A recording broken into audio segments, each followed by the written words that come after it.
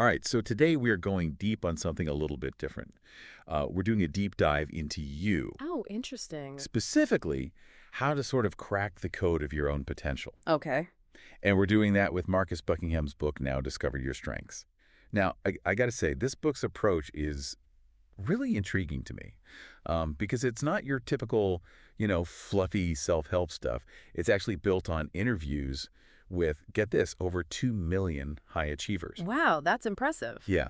So the question is, what makes these folks tick? What can we learn from, what they've got going on?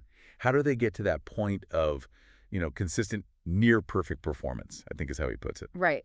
That phrase, consistent near perfect performance, that's not just a catchy slogan. That's actually Buckingham's definition of strength. Okay. And the book really argues that understanding your unique strength is the key to unlocking, that next level of productivity and fulfillment that a lot of people, only dream of. Okay, so this isn't about becoming some kind of superhuman. It's about figuring out what you're already wired to do well, Right. and then really like amplifying that, turning it up to 11, so to speak. Yeah. And Buckingham uses a great example in the book, Pam, who's a health and human services director. Sure. She's not perfect, Right. right? Nobody is. Right. But she's consistently excellent at a couple of things in particular. Yeah. She's amazing at rallying people around, a shared vision and making tough calls on the fly. Yeah. Yeah. So it's interesting, I think, what you just said, that, it's not about, those occasional bursts of brilliance or whatever. It's really about that consistent, innate talent that you have for a few things. Exactly. So you take those talents and then you kind of multiply that by, whatever knowledge and skills that you've been able to pick up and learn. Right. And those are things that anyone can acquire. But that foundation, the talent, is sort of that, that special sauce. Right. Exactly. It really makes me think about like the whole myth of like the well-rounded individual. Yeah. Like, are we even like capable of being good at everything if strengths are built on these really fundamental talents? That's where it gets really fascinating, actually, because Buckingham goes into the neuroscience of talent. Ooh. He talks about the role of synapses and brain development. And he argues that, the strongest neural connections, what he calls are T1 lines, Right. they form early in life. Okay. And those become the filters through which we experience the entire world. So it's like those T1 lines create like almost like a lens, like a unique lens Yeah. that sort of shapes how we see and respond Yeah. to situations, to people, to everything. Exactly. Buckingham uses this really great example of a dinner party. You've got 5 friends, same event, but each person's having a completely different internal experience. Oh, right. Yeah. One's focused on the social dynamics, another one's analyzing the conversations, another one's like crafting the story they'll tell later. Yeah. And it's all based on these dominant, neural pathways. And those pathways, those T1 lines, are essentially our talents Mhm. waiting to be kind of refined, right? Exactly. So the key is, it sounds like, figuring out, which diner we are, so to speak, and then building on those existing strengths rather than trying to like rewire our whole brains to be good at something we're not. Precisely. And that's where that whole like fix your flaws mentality kind of falls apart. We're not meant to be good at everything. It's Yeah. not about, being a jack of all trades. It's about becoming the master of your specific trade. I like that. So, okay, this all sounds really great in theory, but how do we actually pinpoint these like elusive talents? Mhm. Like, is it just a matter of introspection, or there's something a little more, scientific to it? Well, that's where the Strengths Finder assessment comes in. Okay. And this isn't your, typical personality test. It's actually designed to kind of bypass those, conscious thoughts that we have and measure our instinctive reactions, right? Oh. So it really reveals those ingrained patterns of thinking and behavior that point to, what our dominant talents are. So it's like getting a peek behind the curtain, or like into the control panel of your brain, Yes. and seeing which levers are already set to high just based on, how you're wired. Buckingham mentions, I think, 34 distinct themes that this assessment can pinpoint. Can you give us a taste of some of those? Well, you've got achiever. These are folks who are driven by an almost inexhaustible need to, accomplish things and get things done. Okay. Think of, like the nun who literally drilled her own gas well to fight an energy crisis. Wow. That's an achiever. Right. And then you've got input. These are the, insatiable information gatherers. They're constantly collecting knowledge, just in case they might need it. And then there's restorative, the people who are energized by tackling problems that leave everyone else feeling defeated. It's interesting how some of those, like that, that constant inputting, for Mhm. instance, could almost be, perceived as like a weakness in the wrong context. Oh, absolutely. It could seem like scattered or unfocused. Right. And that's why identifying your dominant talents is so crucial. It's about understanding the underlying motivation, Yeah. the inherent strength behind those behaviors, so you can really leverage them effectively instead of trying to suppress them. Right. So knowing your top 5 StrengthsFinder themes, it's almost like having a cheat sheet. Yeah. It's like, okay, this is where I should focus my energy. These are the skills I should really hone in on. Right. This is the kind of environment that I will flourish in. Exactly. And the implications of this knowledge are just vast, not just for, individual success, but for how we build teams and organizations that function at their absolute best. Yeah. I mean, it's pretty huge. So we'll get into those exciting possibilities in a little bit. Absolutely. But first, let's take a quick break. So, welcome back to our deep dive into strengths. We've talked about we've uncovered that core concept of talent-based strengths. Yeah. But let's get practical. How do we move beyond simply knowing our strengths and actually put them to work in the real world? Right, because I imagine it's not as simple as just, saying, "Oh, I'm good at this, so I should just do more of it." Like there are obstacles. Oh, Right? absolutely. Buckingham acknowledges that there are obstacles that, what about those times where we think we're strong in a certain area, Yeah. but then, the results don't really match up with that. Yeah, he actually calls that delusion. Hey, And it's a trap that, anyone can fall into. Right. I mean, we all have our blind spots, right? Right. Those areas where our self-perception, how we see ourselves, doesn't quite match up with, with reality. Yeah. It might be public speaking, it might be leadership. It could even be something, seemingly straightforward like sales. We convince ourselves that we're great at it, Yeah. but the evidence just isn't there. So how do we avoid that pitfall? Yeah. Is it all about, just getting that brutal honesty from others? Or is there a more, I don't know, a subtler way to gauge whether we're actually leveraging a strength versus, just kind of kidding ourselves? Well, honest feedback is definitely crucial, Yeah. but Buckingham also emphasizes developing a sharper sense of self-awareness. Mhm. It's really about paying attention to those almost subconscious cues. Okay. So, are people truly engaged when you speak? Yeah. Yeah. Are your sales pitches actually converted? Those are the objective measures that tell the true story. Yeah. So it's about stepping outside of your own head Yes. and looking for that concrete evidence that, like, okay, is this actually a strength, or am I just, Right. it's not just about feeling good. It's about, are you delivering those consistent results? Precisely.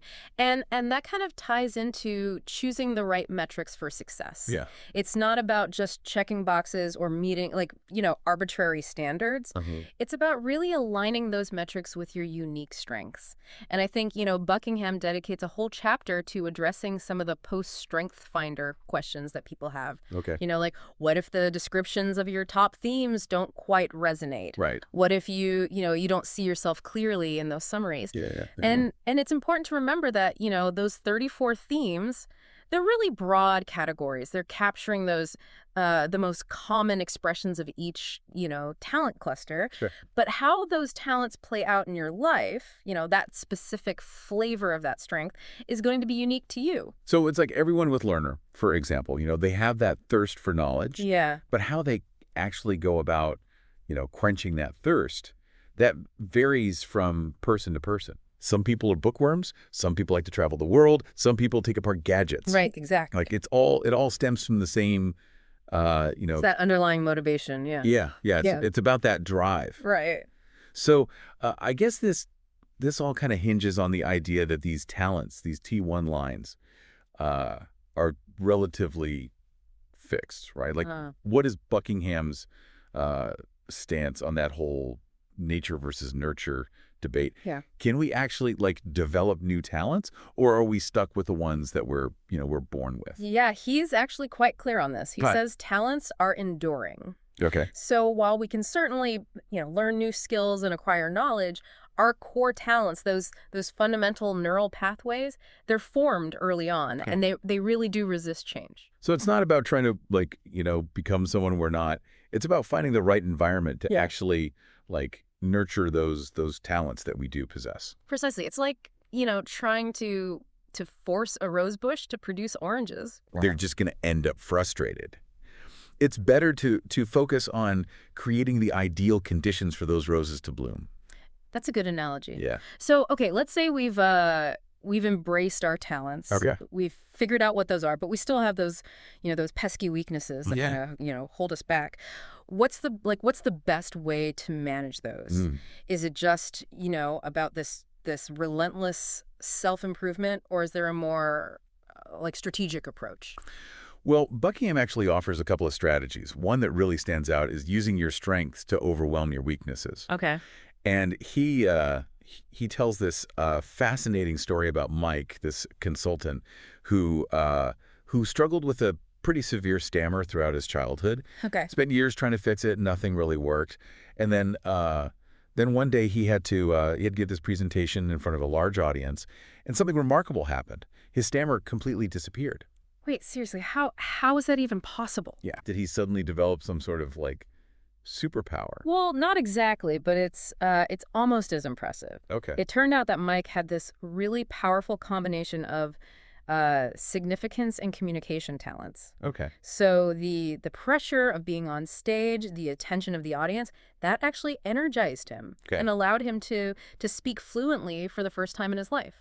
Wow, that's incredible. So his strengths literally just overshadowed that weakness. It wasn't about fixing the stammer. It was about creating this context where those other talents could really shine. Precisely. So brightly that the stammer became, almost irrelevant. Yeah, just faded into the background. That's pretty inspiring. But what about those weaknesses that, you can't just overwhelm? Yeah. Like, what if I just need to get better at something that doesn't come naturally to me? Well, for those situations, Buckingham suggests building support systems. And these could be tools, they could be routines, they could even be specific people, things that can really help you manage those weaknesses. Okay. So it might be as simple as, using a planner to stay organized, if that's not your forte, or maybe as elaborate as finding a mentor to, help you develop a specific skill. So it's about acknowledging that, we all have these limitations. Yeah. But instead of beating ourselves up about it, we can find those creative ways to kind of work around them. Exactly. It's about maximizing our strengths and minimizing the impact of our weaknesses. And sometimes that means, asking for help. Yeah. Buckingham also talks about the importance of, partnering with people whose strengths complement our own. So instead of trying to be a lone wolf, it's really about building that team where everyone can kind of contribute those unique talents and kind of cover each other's, those blind spots we were talking about. Precisely. It's about recognizing that, we're all better together. Yeah. And true success often lies in, leveraging the collective strengths of a team. Okay, I'm starting to see how this whole, strengths revolution that we keep talking about it really goes beyond just, individual success. Right. There are some really powerful implications for how we build and manage teams and even, whole organizations. Absolutely. And that's exactly where we're headed next. Get ready to explore how these principles can be applied on a larger scale to create, a truly strengths-based organization. All right, so welcome back to our deep dive into strengths. We've covered a lot of ground here, from the whole neuroscience of talent to strategies for, actually managing those weaknesses that we all have. Right. But now I kind of want to zoom out a little bit, look at the big picture. Okay. How do we create a culture where strengths not only survive, but really thrive? This is where things get really exciting because Buckingham actually lays out this whole roadmap for what he calls a strengths revolution within organizations. And it all starts with a fundamental shift in how we approach talent. Okay, so we're talking systemic change here, not just individual tweaks. Exactly. Where do we even begin with something like that? Well, Buckingham really emphasizes the importance of selection, making sure that you're bringing in the right people from the very beginning. Yeah. And this goes beyond just, looking at resumes and skills. Right. It's about identifying those innate talents, those things that are going to allow individuals to really excel in specific roles. Yeah. And he's actually a big advocate for, using those objective talent assessment tools like StrengthsFinder to really eliminate that gut feeling bias Right. that often leads to, mismatches. So we're taking the guesswork out of it. Yeah. And really trying to build a team with the right raw materials from the start. Right, exactly. But what happens once those individuals are, they're on board? Yeah. How do we create like a system that really nurtures their strengths, that amplifies them? Yeah, well, Buckingham actually argues that a lot of the traditional performance management system, those typical systems, they're actually counterproductive. Yeah. They get bogged down in what he calls a legislating process, trying to like force everyone into the same mold. It's like you're trying to make every flower in the garden bloom on the same day. Right. With the same fertilizer. Right. Some might thrive, but others are just going to, they're going to wither. Exactly. So a strengths-based approach really recognizes that, different individuals, they need different things to flourish. Yeah. It's about setting clear expectations, providing individualized support, and focusing on, those outcomes, not just the processes. And speaking of outcomes, Buckingham, he really stresses the importance of measuring the right outcomes. Yeah. Those that really reflect individual and team contributions. So again, it's not about checking boxes. It's about aligning those metrics with each person's unique strengths. But I mean, how do we actually make this happen, practically speaking? Yeah. Are we talking about like endless meetings and performance reviews? No, not necessarily. Buckingham actually advocates for regular strengths-based conversations between managers and employees. So it's about moving away from those dreaded annual performance reviews, Right. and toward this ongoing dialogue that's really focused on growth and development. So we're creating a space where employees feel comfortable sharing their goals, celebrating their wins, and even getting the support that they need to overcome challenges. Precisely. It's really about fostering this whole environment of trust and transparency and mutual support where everyone feels valued for those unique contributions that they bring to the table. I mean, it sounds fantastic. Yeah. But I'm sure there's some folks out there thinking, okay, but what about career advancement? Yeah. Does focusing on strengths mean that I'm stuck in one role forever? That's a really common concern, and Buckingham actually addresses it directly. Okay. He believes that a strengths-based approach actually opens up more possibilities for career growth, not fewer. Really? Yeah, it's about shifting away from that traditional, climb the ladder mentality and embracing a more personalized approach. So instead of trying to fit, square pegs into round holes, Right. it's about finding the right shape for each person's unique talents. Right. Maybe that means, moving laterally within the organization. Yeah. Taking on new challenges that leverage those existing strengths in different ways. Exactly. It's about recognizing that career paths can be just as unique as the individuals navigating them. Yeah. And when organizations embrace that flexibility, everyone wins. Right. Employees are more engaged, they're more fulfilled, and the organization benefits from having the right people in the right roles. Yeah. Maximizing both, individual and collective potential. I mean, this all paints a pretty compelling picture. Yeah. But, I mean, is it really achievable? Or is it just some kind of idealistic vision of a perfect workplace? Well, Buckingham actually provides concrete examples Okay. of companies that have successfully implemented these principles. Okay. And the results really speak for themselves. They're seeing higher engagement, they're seeing increased productivity, lower turnover. So it's not just, warm, fuzzy feelings. It's actually about driving real, tangible business results. Exactly. It's about creating that win-win for both the individuals and the organization as a whole. So it all comes back to that power of focusing on strengths, right? Yes. It's about unlocking that potential that's already there, that's just waiting to be, unleashed. It's about creating a workplace where people feel, energized by their work, where they feel valued, where they feel appreciated for those unique contributions that they bring to the table. Precisely. So if our listeners were to take away just one key insight from our deep dive into Now Discover Your Strength, it would be this.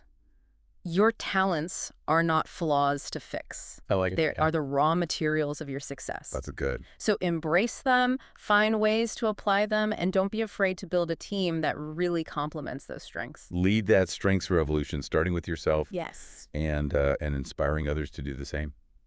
Thanks for joining us on this deep dive into unlocking your potential. Until next time, keep learning, keep growing, and keep shining.